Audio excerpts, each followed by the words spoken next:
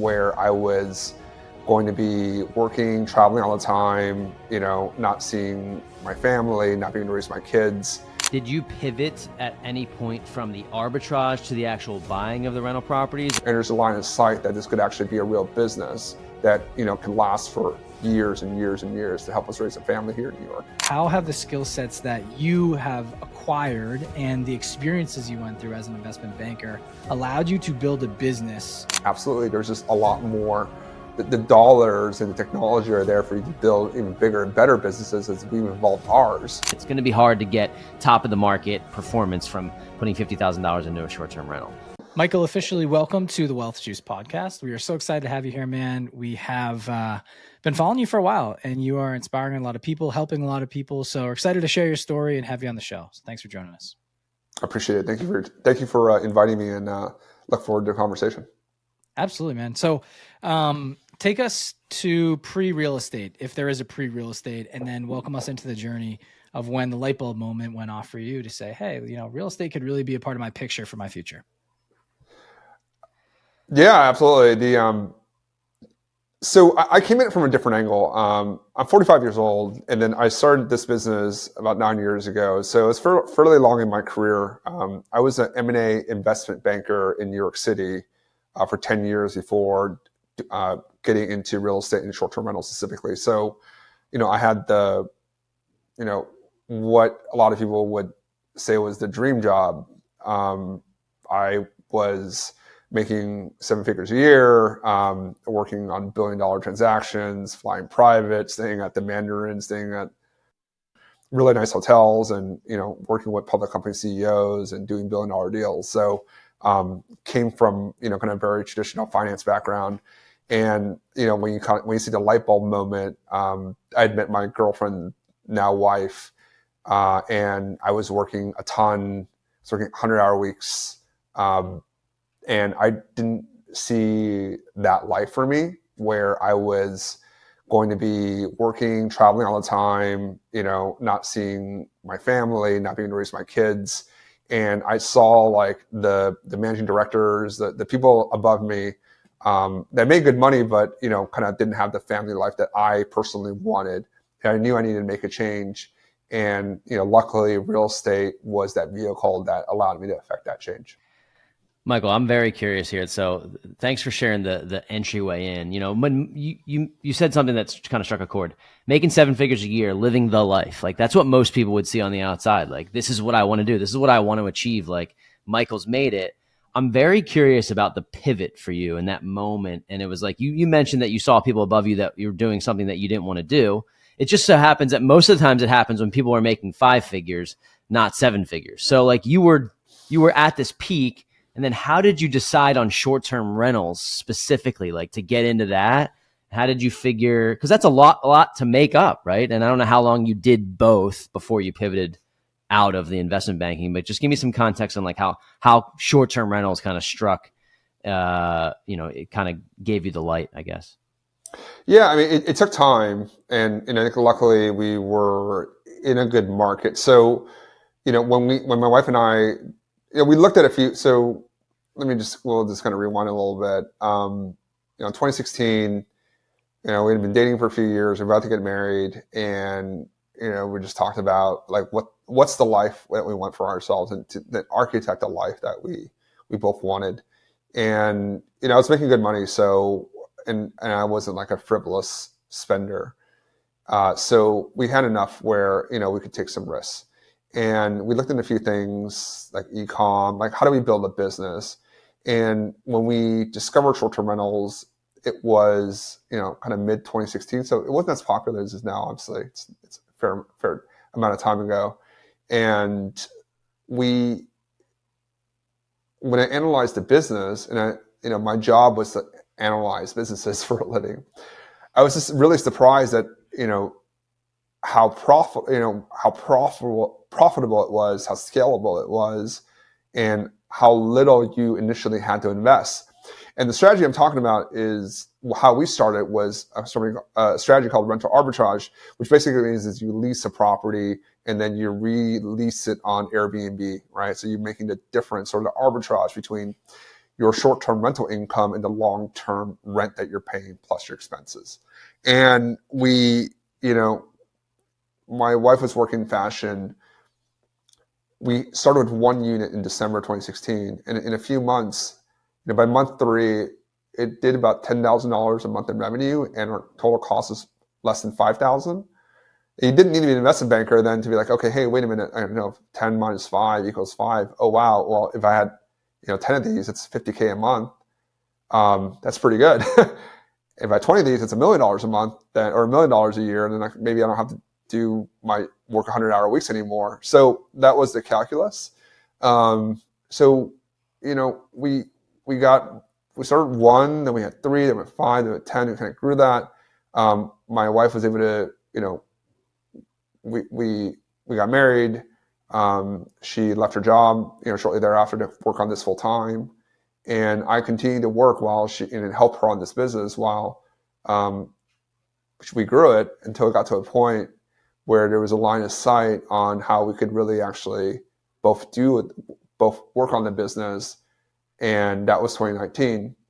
So it wasn't like the pivot was fast, or the light bulb, the realization was quick because it's 3 months, and I could subtract 10 minus 5 times a certain number, and then there was a progression to get to a point where, okay, we could actually do this. We're actually good at this. And there's a line of sight that this could actually be a real business that, can last for years and years and years to help us raise a family here in New York.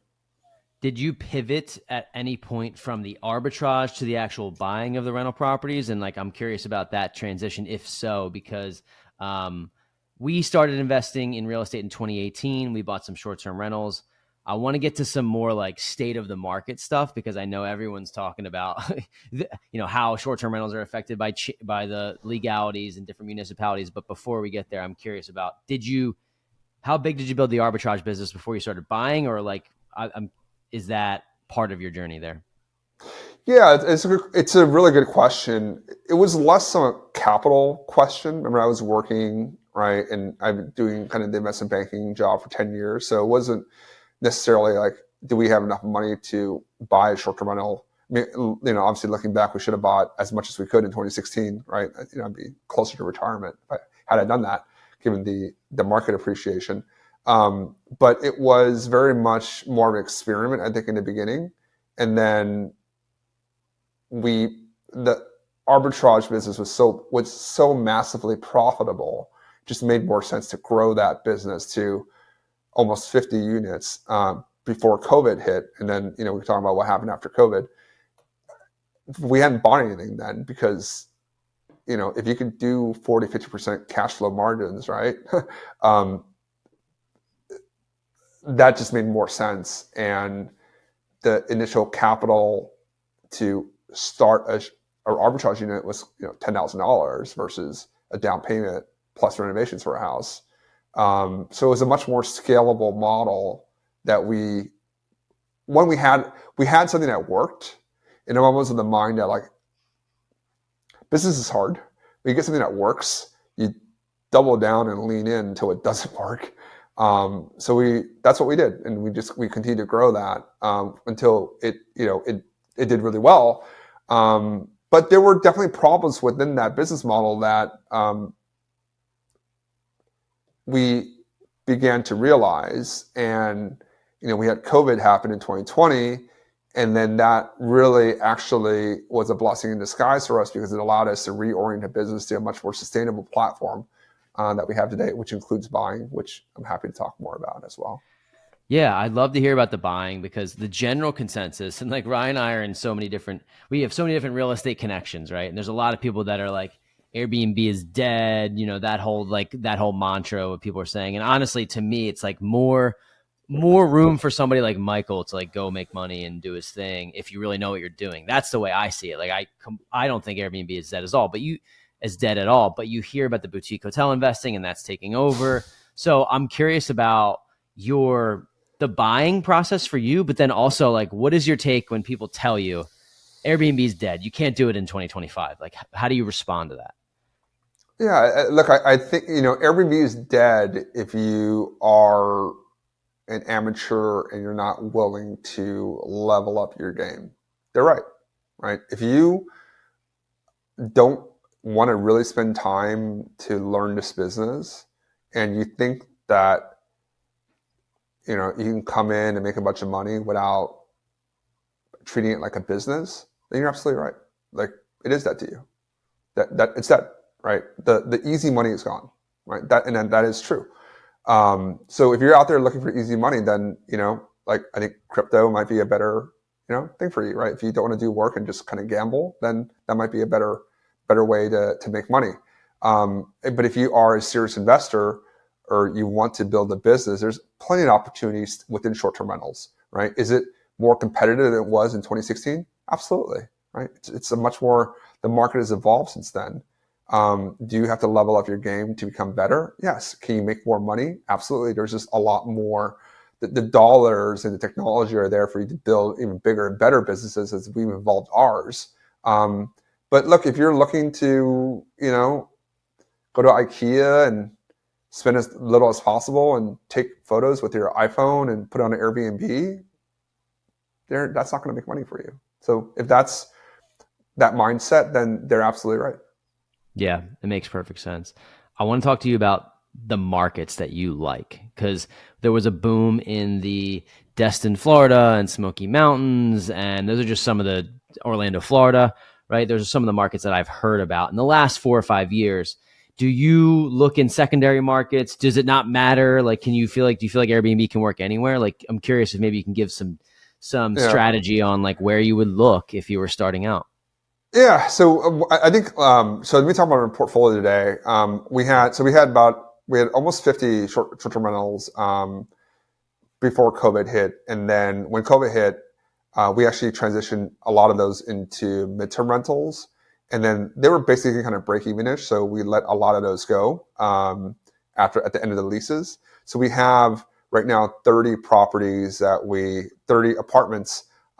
we lease under long-term leases and then utilize that rental arbitrage strategy to generate cash flow for us, right? So those 30 apartments in Philadelphia, where they're all located, they still generate a good return for us. And then we've taken those profits in our personal assets, and we own 7 short-term rentals right now. And it's funny that you mentioned the Smokies. We own 6 of them are in the Smoky Mountains and 1 in the Catskills we just bought. And the reason that, you know, we bought was obviously rates were really low and the market was really attractive. So we bought a lot in 2020, 2021 in the Smokies. They've done really well for us over the last 5 years. More recently, in the last year, has the revenue come down? Absolutely. They have come down, but it's still, they all cash flow double digits. So we're very happy with the performance. And there's some meaningful tax benefits when you combine arbitrage and buying. So we definitely believe in buying. We just bought a property in the Catskills here in New York. It's $1 million property. We did $200K of renovations on it, and we are going to, with the cost seg, we'll be able to shield about $500,000 of income just from that one property. You can't do that with arbitrage. You really can't do that with long-term rentals or flips or, you know, whatever. There's no other strategy that does that. So if you are listening and you are paying a lot in taxes, you really got to look in the mirror and figure out, do you want to continue to pay 50% of your income to the IRS every single year? Or do you want to figure out what markets, what properties are going to allow you to grow your real estate portfolio while saving taxes? So instead of paying the federal government, you actually take that money and pay yourself and buy properties and grow your long-term wealth. And your question on what markets work, what properties work, there are the big kind of the markets that were in vogue in 2021, 2022, 2023, your Destins of the world, your Smoky Mountains, those markets are very competitive. They still work, but you have to really make sure that you're paying the right price and buying the right property for it to continue to work. It works for me because we bought when prices were a lot lower and interest rates were a lot lower, and we have 5 years experience operating that market. So we really know kind of how to do revenue management, how to do our operations are really tight. We have everything in place. If you're new coming in there and you're overpaying and you're buying something that's not differentiated, you're probably not going to make money. So I think, don't make a mistake on buying something that worked 3 years ago. That's not going to work. Generally speaking, that's not going to work now. Now, what is going to work now are more bespoke properties, things that are more unique, where you can actually go and put money into it and give a very unique experience to your guests that is differentiated from the competition. Like, that's ultimately what is working right now in the market. And that's what we've done. We bought that house last year, and it is already exceeding our initial forecast. So that's really the state. I think your question about the state of the game, like, that's the state of the short-term rental market game, the short-term rental market right now. Yeah. It works. You got to put time into it. You got to treat it like a business, and it has to be differentiated. But there's still meaningful tax benefits and cash flow if you do it correctly. It makes complete sense. I mean, like, it's kind of just like anything in business that has gone. You've seen a craze towards it, right? Now people are getting in that are really analyzing this as a business. This is not your grandma throwing up photos on Airbnb. And I've seen that, and I have a short-term rental in Tampa, Florida. It's done pretty well, but we've had to optimize. I had to make this backyard like fantastic, this fantastic experience, and it's done well.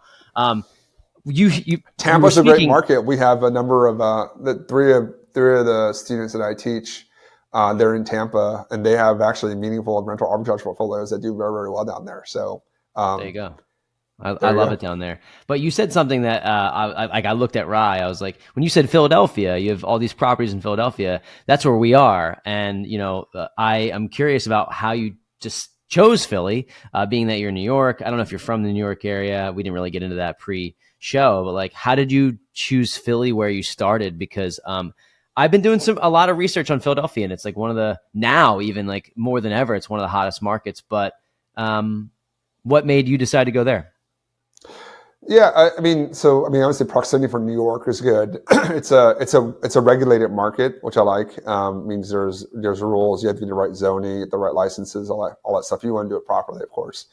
Pay your taxes. So we like that model. We like being in the Northeast.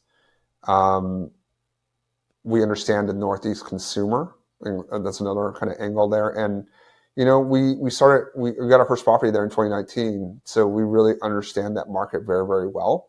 But it's actually not the best market. There are other actually better markets in the Northeast, to be candid, not Philadelphia. Philadelphia actually it's good. It's stable. I like it because it's very stable. But there are actually other markets in the Northeast that are more profitable. For us, I have 2 young kids. I'm like I said, I'm 45. My wife and I have been married for almost 10 years now. We have 2 young kids, both under 4.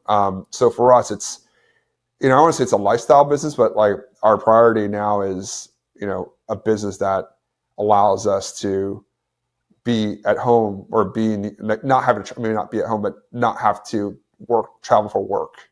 Last time I was in Philadelphia was last year. I'm in Philly. My team runs everything down there.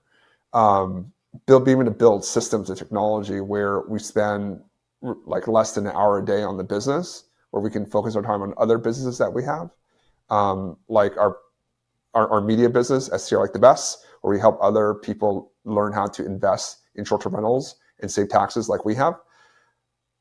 That's where, that's why we don't expand to different markets. And I think it's, being intentional on what you want to do. I think that's really critical. I think in the beginning, we weren't intentional. So we had 50 properties, but they were arbitrage properties, but they were in 4 different states.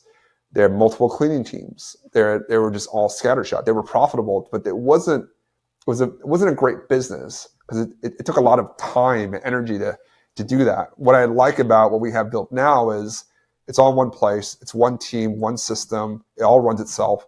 And the ROI, the return on investment, both in my time and capital, is actually a lot higher versus going to other markets that are probably more profitable, but then I would have to rebuild that entire system. Whereas now I'd rather just go and buy short-term rentals, get the tax benefits, and continue to build within Philadelphia and just add density there.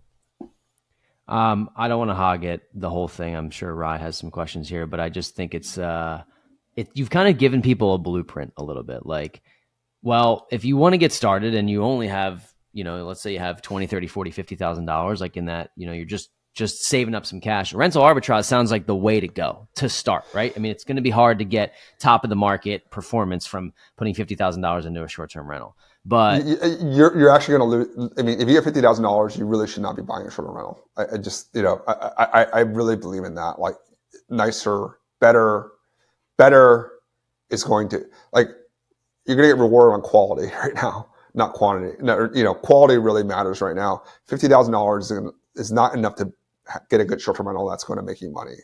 $50,000 is that's your down payment. That's a $500,000 house. You can't do any renovations. You can't upgrade the backyard. You can't really renovate it. You can't really design it. Like, you need more. Like, if you don't have 100K to go in and invest, of liquid to invest, or like liquid plus access to credit.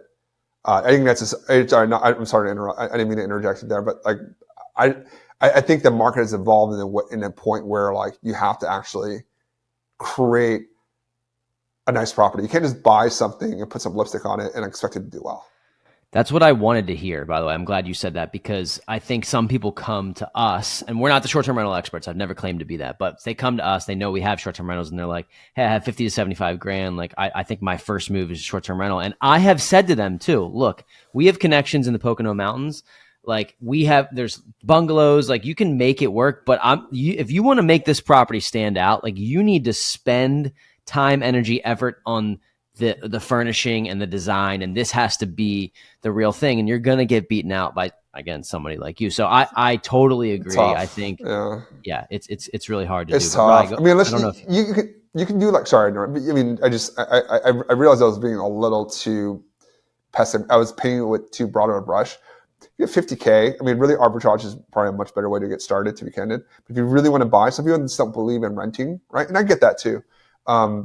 You got to buy something smaller than you can't get, like, maybe like a honeymoon cabin or bungalow. I think that's, it's like a one bed that maybe is like a little cheaper, right? Just overall price, but it's like a one bed, and then you attract couples and you just make it like a really cool coupley type experience. Like, that can work actually. But I think it's just like, you gotta just, whatever you do, make it nice. Like, make it nice, because, like, the middle is what's getting killed right now, right? If you're in the middle of the road, you're gonna be roadkill. Like, yep. If you want to excel at this, you got to be whatever pond that you want to fish in, right? Just be the biggest fish in that pond, or be the nicest fish in that pond.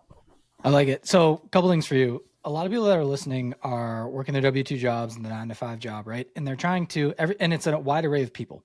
Bunch of different skill sets and what they hone their craft in.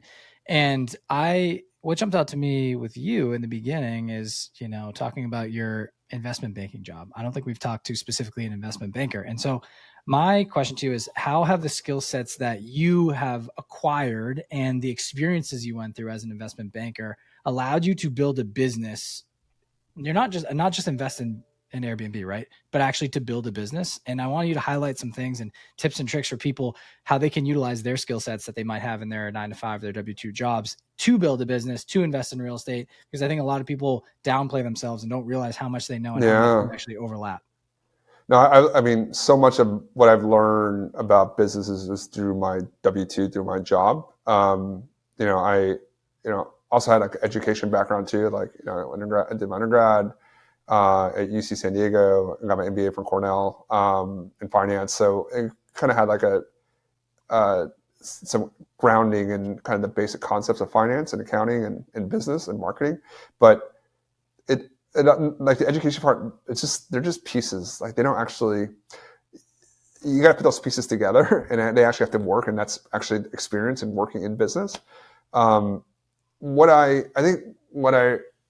The two things that I was able to take from my job that I think that helped me be successful. I think one was just from a mindset perspective. Being an investment banker, you're a high pressure environment. You got to deliver fast. You got to deliver right, on time, all that stuff. So I think just having the agency in myself and believing that I can do something, and I might not know how to do it. I might not know anything about it, but like if I decide if I decide I want to do something, I believe that I will figure it out. I will figure it out. So I think that belief is actually really important, just like a mindset shift in yourself. Like, I can do this. I might not know how to do it. I might not know the right people, whatever it is, but like, I believe there's an opportunity here and I'm going to figure it out. No matter what, I'm going to figure it out. I think that's one. And two is, I think for me, just being deeply analytical. Actually, not very good at numbers. It's actually not my like passion or anything. But I am analytical, and I want to find the answer. It's not like a numbers thing, but it's just I want to just make sure I'm rigorous in how I look at an opportunity, and I have a framework. I have something where I can actually a lens I can look at a property or some investment opportunity, and like, how do I evaluate something in a way that I have a sense on, is this a good investment or not, right? So versus just like, hey, I listened to this podcast and this guy Michael sounds pretty smart, so oh yeah, I should probably invest in short-term rentals. I mean, that's not really a good framework on how to make investment decisions. It's like, okay, short-term rentals, I've heard about it, good or bad, but like, how do I actually get to the right answer, right? How do I, like what markets, how do I look at it? How do I look at it? How do I evaluate a market? How do I evaluate a property? How do I know I'm going to make money from this? Like, there's a logical progression. I think that for me, just like understanding that, like that, having any framework, something that you can utilize to analyze an opportunity is critical, because it just forces you to be intellectually honest with yourself and be like, when we started ecom, like, this is a shitty business. Like, why am I doing this? Like, the margins are low, it's super competitive. There's no appreciation. Like, I don't like, this is like, I'm not good at this. So we tried that and it wasn't good, right? And then we tried other things and like, this wasn't good. But then we went on short-term rentals, like, this is good because of X, Y, and Z. Okay, I don't know much about this, but I believe I can do it. So let's figure it out. Michael, I got to give you credit, man, because Ryan and I, first of all, let's just say this. Ryan and I have never made 7 figures a year, so we don't know what that's like. But to get to a point in, well, we're trying. So to get to a point in your career where you can recognize that the money actually wasn't the goal, I think is something that people overlook. You know, you're 10 years our senior, right? We're in our early 30s. Rye has a child. I do not, but like, that's the next phase. And he always tells me all the time, like, dude, like spending time with my daughter, like having this business that we're growing is like the most important thing to him. And I take it to another level kind of with you, where you have young kids and you were traveling all the time, but you had the dollar figures and the money.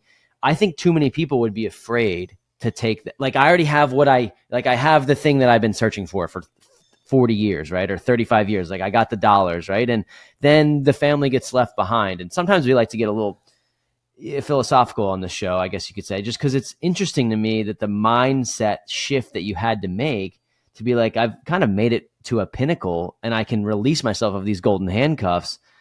I'm curious about how do you explain what you did to other people to let them potentially do the same thing? You know, like, how do you get to a mindset that's like, well, I made it, I'm making the 7 figures, like, this is what I was working for, and then realizing, hey, that's actually not even the goal in the first place. And I think that's probably what Airbnb and short-term rentals has created for you. But I'm curious about in between your ears, like what allowed you to do that? Because there's probably people listening, they're like, maybe they're not making 7 figures a year, but they're making high 6 figures or whatever, and they're like, shit, I never get to see my family. Like, that's time's going by. I'm getting older. Like, so it's interesting for me, and I'm curious what your thought process is. I think fundamentally it's like the why. I think there's two things. Like, one is the why, and one is the taxes. Why, the why is, I think, critical, right? It's why did I want to be an investment banker? Because I wanted to make a lot of money and have the social kind of credit of like being an investment banker comes with like, people are like, oh wow, like this is really cool, and people want to be your friends and you want to go out and do all that fun stuff, right? So I was like, it was glamorous. I mean, it wasn't like the Lambo glamorous. I never owned a Lamborghini, nor do I want one. But it's the same kind of thought process, right? Like, hey, this is something that's really cool, like seemingly hard to do and get. So the investment banking, it was a goal that I had set out for myself that I wanted to do. Funny, I didn't know a ton about the business, but actually, I'll say that story for a different time. But that was what I want to do, and then I think I fundamentally realized that after I'm not actually I'm not a materialistic person at all. I actually don't buy a bunch of stuff, and I think that's going to help because I had enough to invest, and so I had optionality for myself. It just means that like I didn't have all these liabilities where like I felt like I was like, it was more like a personal thing for me where I was like, I want to hit this because like I believe I can do it, and I want to kind of hit this goal for myself. And then once I got there, I was kind of like, okay, well, this is fine, but I'm not chasing more money because like it actually ultimately doesn't drive me as a person to like buy houses and cars, and like that wasn't me. It was more I fundamentally always wanted the time freedom. That was actually what I actually craved the most. Was like I want to do what I want to do. I was like, I'm actually, that's kind of the person I want to do what I want to do. And it can be a really hard thing. Like I want to work on my business today and I'll work like 20 hours and I don't care. I'll do it. But I want to do what I want to do. And then fundamentally at the end, I wasn't doing what I wanted to do. Like I was working on projects that I was working with clients and projects that weren't gratifying to me. So for example, there was one, I was working for a dialysis company, a very, very large one. And I didn't really understand the business. And then like I looked into business. I was like, oh man, dude, like literally these people make money by like keeping, really sick people alive just to give them dialysis and charge the federal government like an arm and a leg. And I was like, this is like, why am I, so like my life is to make these people more money. Like, no, like, I don't want to do this. Like, I don't want to do it. It's very visceral. I was like, I don't want to do this. And then, and then I was like, well, I do want kids and, I want to see and I want to be a good dad. Like I want to see my kids and I want to, I also have this thing where this is kind of constant. This is like a consistent stream with me. Is like I just try to find like one simple concept and just like drive towards that. And for me, being a parent is actually very simple in my head. At least it's like I want to be a dad where like my kids when they get older want to hang out with dad. Like that's all I want to be. Like I want them to like want to come back and hang out with me because like I don't have that relationship with my dad. So like I want them to be like, oh hey, I'm in college or I have a boyfriend, girlfriend, whatever it is. But like I want to come home for Christmas. I want to come home for Thanksgiving. I want to go on vacation with my parents. I want to do that. So I want to be that kind of parent. And I can make $10 million a year and never be home and I'll never hit that goal. But if I can make whatever, like I want to hit, that's the goal I want to hit. So that's what I care about. That's my why. And, I realized like the money part was important, and also just like keeping more of what I earned. So I was, I made 7 figures. I made $1 million, but did I actually net $1 million? No. Like my tax rate in New York is 55%. So I was like, holy, like I only get 450, and then you do the math, and it's like this is actually not that much. So how do I actually like keep more of what I earn? And then real estate, and then Airbnb, and then that chain of logic continued to progress. So the why, and I want to actually keep more of what I earn. I like it. A lot of what you said resonated with me pretty deeply. One, because I'm a parent, so and I've been bringing this up more and more. I guess I'm just getting more and more excited about it as she gets older. But what you said about going home for Christmas and having the kids want to spend time with you, that is super important to me too. And I think people complicate being a parent. I know it's very complicated, but just there's no rule book or playbook to follow, right? A lot of it's gut feel. You're trying to nurture, keep this thing alive, and then also have a good time and spend a lot of time and make them feel bold, brave, like able to handle the world basically, right? And kind of protect them in a way. So there's so many different things that are around that. But bringing that up, there also is the time or the story you mentioned about leaving the W-2, right? And saying, okay, you drilled down from the 7 figures, 65% tax rate, you're only taking home 450. That's a lot for some people and probably most people that are listening, but still within that, you realize you're literally not taking home $1 million per year. So my question to you is 2-part. One, was it a dollar amount that you felt comfortable with bringing in from the Airbnb business to leave your W-2, or did you have enough in the bank to leave your W-2, or was it a gut feeling where you finally hit the point where you were like, I just can't do this anymore. I know that I'm made for more. And it's just so interesting. I want your thoughts on, maybe it's a blend of both, but when did the moment hit you? And I also want to, after you give me that, I want to know about the exact day you went in and left, and walk me through that story if you're comfortable sharing. Yeah. I'll focus more on the first question. And I do get that question a lot. I think I think being, being good with money, or being not good with money, but like being thoughtful about how I spent my money, so that I kind of always knew even if I didn't work for a long period of time, I'd be okay. I'm an immigrant to the U.S. I was born in Taiwan. When I was 4, my parents worked. My dad worked at the airport all his life. My mom worked at a hotel. So we didn't come from money. I was a Pell Grant kid, state school. That was the cheapest option that I could. Best school, cheapest option I can get into. And then when I got into Cornell, I got a full scholarship. So like very blessed in the path that I had. But in the immigrant mentality, you learn to not overspend. So I think having that in mind, knowing that like I was going to be okay, even if I failed, I'd be okay. But more importantly, that like my wife was bought in, like that we were as a family were aligned with the strategy. From a money perspective, it wasn't a number. Like obviously, like we wanted to be closer to my salary. But it was really more of a line of sight into like, okay, like there's a line of sight, there's a path to like getting to where we wanted to be. And it wasn't just like replacing my salary, but there was a path to like our goals and like how this could get to our goals. Right. So once that became more clear and a lot more confidence that like we'd figure it out. And if we didn't, like there was enough in the tank that we could, try and still be okay. Cool. I like it. Thanks for sharing.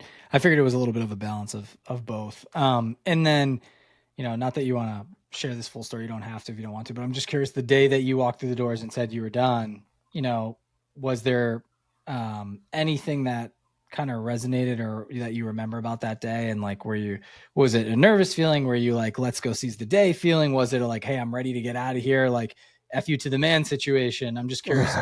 Everyone's got their own thing. No, it wasn't like that. It was a process. So during that, when it was the day to like send the email and have the conversation, I was mentally prepared for it and mentally prepared for a long time.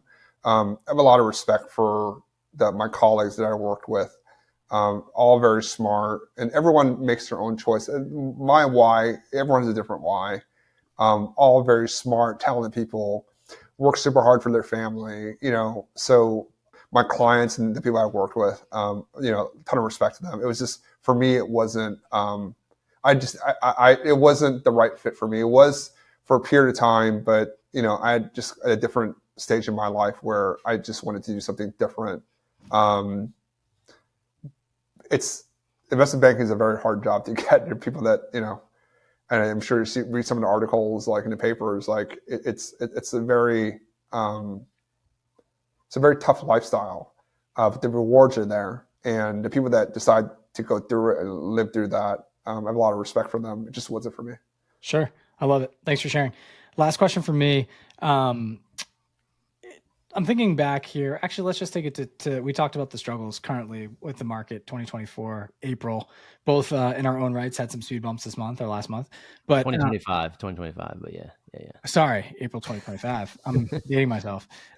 So not taking a time warp back, but 2025. So today, let's just say right now, you lost it all, right? No money in the bank, no community, no nothing. Michael is just left with his family. He has to go figure it out. What's your first 30 days look like? You don't have to give me every single day, but I'm curious, people that lose it all, how would you build it back up to get to where you are? Or if not where you are, better than where you are today? How about no money? It's pretty hard with no money. Hopefully I had enough to you just got to earn income as fast as possible, legally. So I think I would try to figure that out first. Just to put a roof over my head and my family. I think, but like once I figure that part out, and what I would do is I would find someone that had capital and that had money and was paying a lot of taxes and wanted to invest in real estate. And I'd be like, hire me, I will do this for you. I will find the best properties. We're going to manage them. I will manage them well, and I'll help you save all the taxes. But because I know I've done this in my prior life before I somehow got to zero. And that is like my genius zone is I know how to buy good short-term rentals, run it well, and save taxes. So I would find someone like that had a lot of money and a lot of taxes and wanted to invest in real estate, and I go work for that person and I'd crush it for them. So they would make a lot of money and it would pay me well, so I could redo this over again for myself. That's what I would do. I love it. Great answer. Yeah.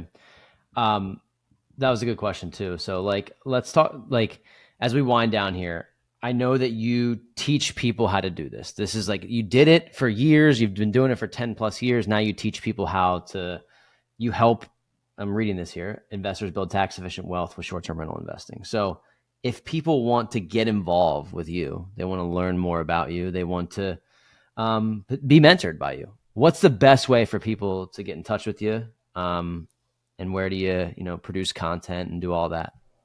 Yeah, I think, if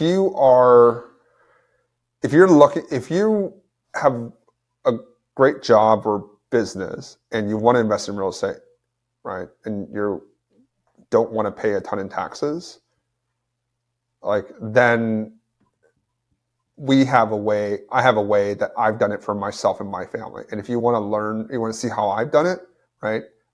Just follow me on Instagram. It's Michael Chang, B&B, so MICHAEL CHANG, B&B. So I talk daily on what my wife and I do and how we run and grow our business. So it's the best place to engage with me and send me a DM. I'd love to meet you and know kind of what you're up to and how I can help. We've helped over 250 families in similar situations. Either get into short-term rentals, whether it's more cash flow or they already had the cash flow and looking to either start or grow their real estate portfolio, right? And short-term rentals, in my view, is the best way to buy real estate right now in the market. It's going to cash flow, if you do it right, 5 to 10 times more than long-term rentals, and it has tax benefits that long-term rentals do not have. So if you want to do that, it's not, long-term rentals are easy. Just go and buy something, you get a property manager, and then you never have to look at it again. Short-term rentals does take more work, but the returns are there, in my opinion. We heard it here first, folks. For somebody that's been doing it for 10 plus years, seen the ups, downs, the spike in the market into COVID, people say, everyone's yelling and about Airbnb's dead, and it's clearly not dead. And I think it was dead in 2020. Sorry, it was dead March 2020. It was dead. Everyone was like, "This is dead. The world's shutting down. It's dead." It was absolutely the best time ever to invest in short-term rentals was March 2020. Just to give sorry to interrupt you, but that was a frame reference. It was. It's not you got to look at the opportunity and not just like what people are saying. 100%. That's exactly right. And that's what I'm saying. Like, if you really want to do this right, I think, there's a few people that we've interviewed on the podcast that have really great insight, and you're at the top of that list. So I really appreciate you coming on. This has been cool to learn from somebody who came from the investment banking world, transitioned fully to real estate, is high on short-term rentals, even in 2025. I appreciate your time, Michael. This has been awesome. Thank you for having me. I really appreciate it. Thanks, guys.